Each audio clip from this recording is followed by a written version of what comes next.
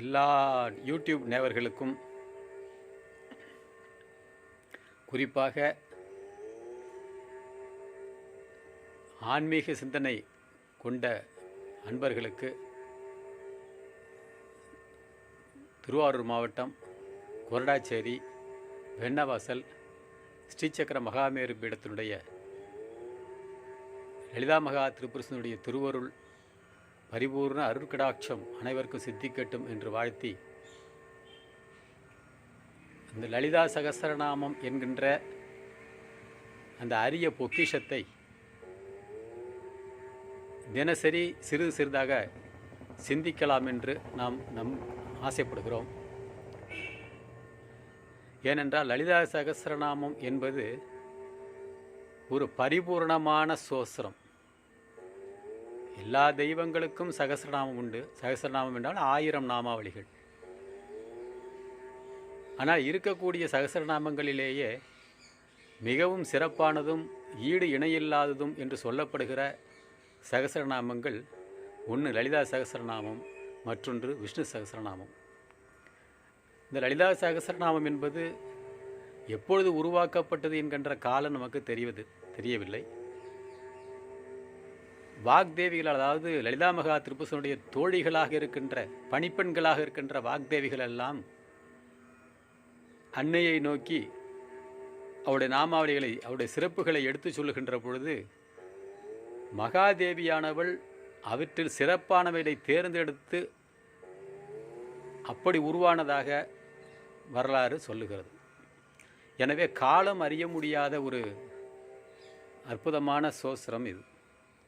இந்த லலிதா சகஸ்ரநாமம் என்பது வெறும் வழிபாட்டு நூல் மட்டுமல்லாமல் நம்முடைய வாழ்க்கைக்கு எவையெல்லாம் தேவையோ அவையெல்லாம் தன் உள்ளே அடக்கி கொண்டிருக்கின்ற ஒரு நூல் லலிதா சகஸ்ரநாமம்.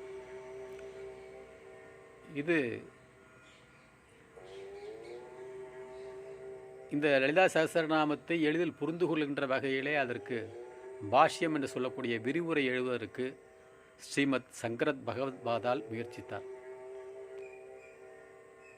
ஆனால் அவருக்கு விஷ்ணு சகஸ்ரநாமத்துக்கு பாஷ்யம் எழுதுவதற்கு இறைவன் அருள் புரிந்தான். லலிதா சகஸ்ரநாமத்திற்கு பாஷ்யம் எழுதுவதற்கு பாஸ்கரராயை தேவி பணித்தாள். இந்த பாஸ்கரராய் என்பவர் மகாராஷ்டிர தேசத்தில் பிறந்தவர்.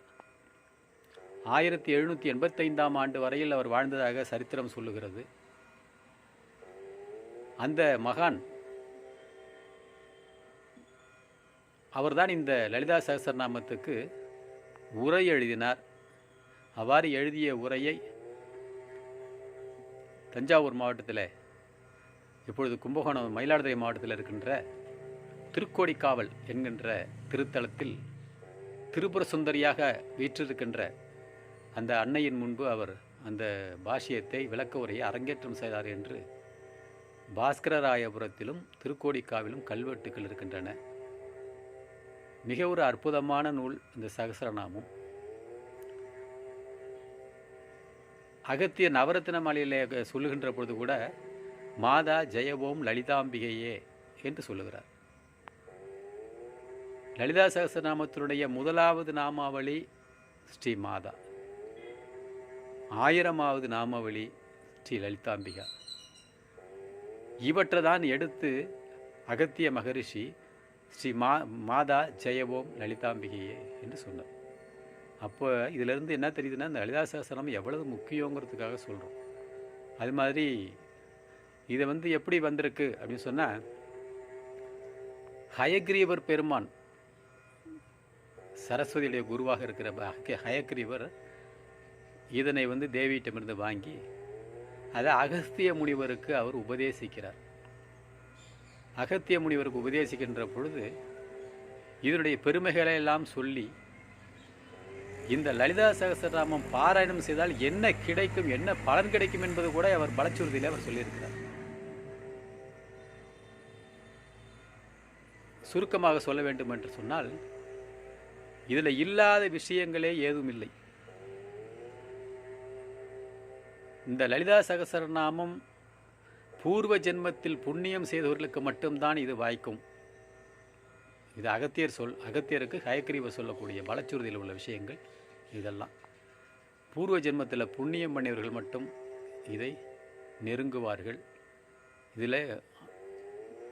இதை பாராயணம் செய்வதில் ரொம்ப அதிகமான ஆர்வம் கொள்வார்கள்.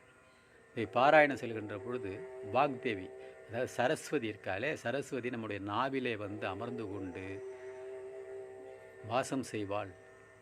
சரஸ்வதி நாக்கில் வந்து உட்கார்ந்தாக்கா வேறு என்ன வேணும்? வெண்தாமரை கண்டின் என்பதும் தாங்க வெண்வெள்ளை உள்ள தன் தாமரைக்கு தகாதுகுலோ சகமெழுமளித்து உண்டான் உறங்க ஒழித்தான் பித்தாக உண்டாக்கும் வண்ணம் கண்டான் சுவைகுள் கரும்பே சகலகலா வள்ளியே. அந்த சரஸ்வதி அனுகிரகத்திற்காக தான் குமரகுருவர் அந்த சகலகலை வள்ளி மாலையை பாடினார். அந்த சரஸ்வதி நாவில் வந்து நர்த்தனம் ஆடுவாள். காசி கஷேத்திரம் வந்து சைவர்களுக்கு மிக முக்கியமான தலம். ஒரு இந்துவாக பிறந்தவன் வாழ்நாளில் ஒரு தடவையாவது காசிக்கு போய் கங்கையில் நீராடி அந்த விஸ்வநாத பெருமானையும் விசாலாட்சியும் அன்னபூர்ணியும் காலபைரவையும் தரிசனம் பண்ணணுங்கிறது அவங்க புண்ணியாத்மான்னு அர்த்தம். அப்படிப்பட்ட காசி அவிமுக்த கஷேத்திரம்னு பேர். அந்த காசியில் கோடி சிவலிங்கங்களை பிரதிஷ்டை செய்தால் என்ன பலன் கிடைக்குமோ அந்த பலனை லலிதா சகஸ்ரநாம பாராயணம் கொடுக்கும். பஞ்சகாலங்களில் கிணறு வெட்டி குளம் வெட்டி அன்னதானம் பண்ணி அன்னம் பாலிப்பு செய்து எல்லா விதமான தான தர்மங்கள் எல்லாம் செய்தால் என்ன பலன் கிடைக்குமோ அதை விட கூடுதலான பலனை லலிதா சகஸ்ரநாமம் கொடுக்கும். இது மாதிரி நிறைய ஹயக்ரீவர் வந்து அகஸ்தியருக்கு சொல்லியிருக்கார் பலச்சுறுதியில். அப்படிப்பட்ட மிக மிக பெருமை வாய்ந்த இந்த லலிதா சகஸ்ரநாமத்தினுடைய சிறு சிறு துளிகளை அவ்வப்பொழுது ஒவ்வொரு பதிவிலும் தினசரி ஒரு 5 அல்லது 10 நிமிட காலங்களுக்குள் தினசரி இதனை நம்ம இதை பற்றி பேசலாம் என்று நாம் நினைக்கிறோம். நீங்கள் மக்கள் ஆதரவு கொடுத்தீங்கன்னா இது தொடர்வதற்கு வாய்ப்பாக இருக்கும். நன்றி, வணக்கம். எல்லோருக்கும் ஸ்ரீ லலிதா மகா திருப்புர சுந்தரனுடைய பரிபூர்ண அருட்கடாட்சம் சித்திக்கட்டும். ஜெய் மாதா. மாதா ஜெய் ஓம் லலிதாம்பிகே.